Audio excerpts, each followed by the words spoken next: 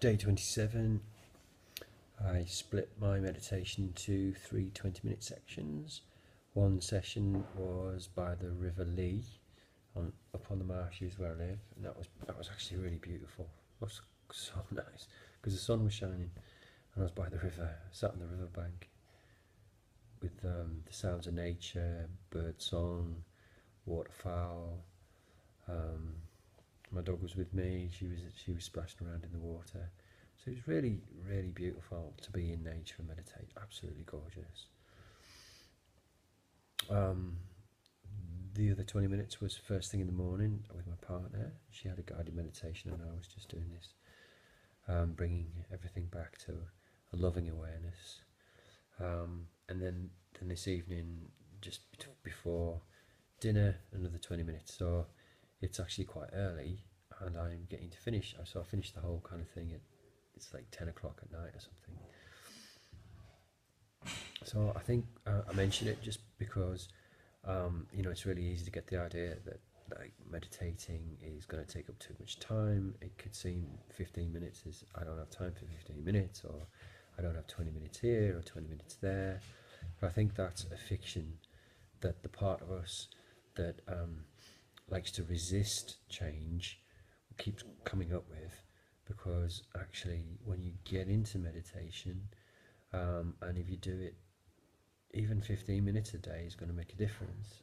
I'm finding an hour is pretty life-changing. 2 hours might be probably the next thing to go for, but I'm with I use the Sufi method, which I learned when I was with the Sufis, and it's pretty simple. It's just that whenever you start with a spiritual practice, say if you're going to meditate for 15 minutes, you commit to 15 minutes. It's never less than 15 minutes. You don't make it more than 15 minutes unless it's time when you're really ready to do it. And then when you shift it up, say if you go from 15 to 20, your commitment is 20 minutes, and you always do 20 minutes, and so on and so forth. So I'm sticking with the hour for now because I don't feel that. Why am I sticking with an hour? Why not do 2? I suppose it's already quite challenging doing this 100-day challenge at 1 hour, and I guess that's be the part of me that I just spoke about that thinks that interesting. So let's see. It's day 27, and it's that's 27 hours of meditation over 27 days. Very lovely feeling came today during the meditation. This comes from something somebody spoke to me about at the weekend, that we're all being pulled towards this point, this one point. Call it what you want, evolution. We're all moving towards, in my view, this loving force. And there was a sense today of it, that when I was bringing things back to love, of that love actually speaking to me. What I used was a visualization where it was like my personal assistant. But I was also, we were working together. Flat hierarchy, nobody's above, nobody's below. Flat hierarchy, very important.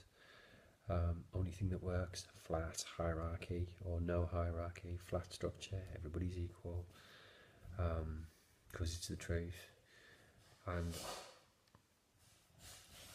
it was like this love was being shared backwards and forwards between me and my personal assistant, as I had imagined her. The unseen therapist from Gary's Optimal EFT is female. Not really female, but it's kind of a poetic thing.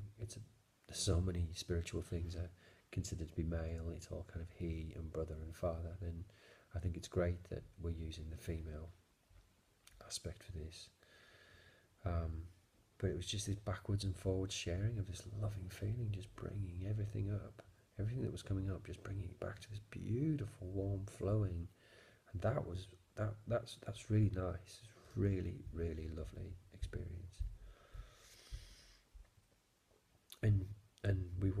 kind of thanking each other, me and this imaginary loving presence that I was working along with, and it was a kind of no need for thanks. I was thanking, and it was no need for thanks, because the thanks that you give are the thanks that I give you, and it's just this backwards and forwards. It's beautiful. It was like a circuit, you know. It was gorgeous, actually, just gorgeous. So that was that. Yeah, things moving forward with projects in a fairly effortless way. Pretty much effortless. I think there's some things I need to get on with as well. There's one particular project I need to get my teeth into.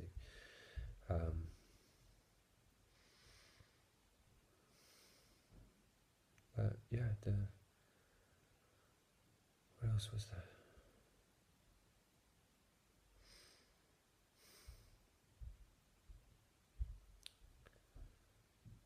You can bring anything back to love. I mean, we can bring everything back to love.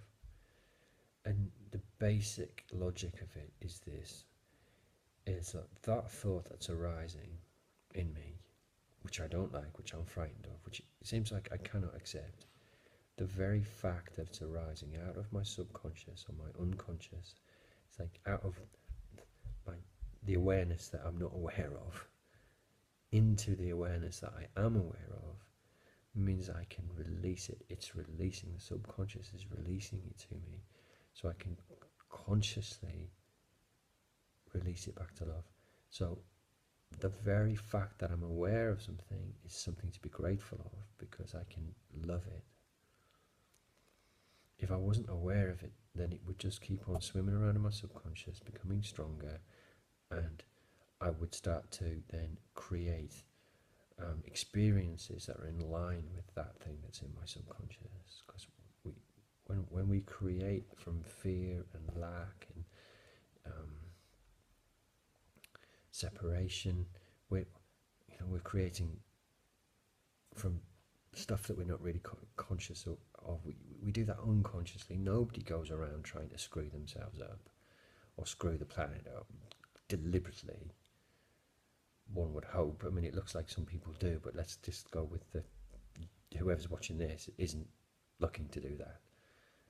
It's this subconscious stuff that expresses through us because we're creating from it. And when we create from love and acceptance and peace, then we're creating exactly as the divine source creates, because it creates from love and peace and acceptance and infinity. So then we're creating like our creator. Now, if you don't go for a creator, let's just go for a higher power or divine source or the universe or whatever you want to call it. From your mind, from consciousness, give it any name you want to. When we create from love, we're creating like that, because we are that. That was something that came through today quite clearly. Now, these are just words, so the practice is the most important thing, which is why I'm keeping on with it. 27 days. 27 days. I mean, you think about, like, so many things can happen in 27 days, and so many, but it can also, your life can stay static, seemingly static for 27 days. I really hope if anybody's watching this other than me, you'll consider this, this practice, because it's really beautiful, very powerful, life-changing stuff. So big thanks to Carl Cease for his 100-day challenge, which is what inspired this. So early to bed.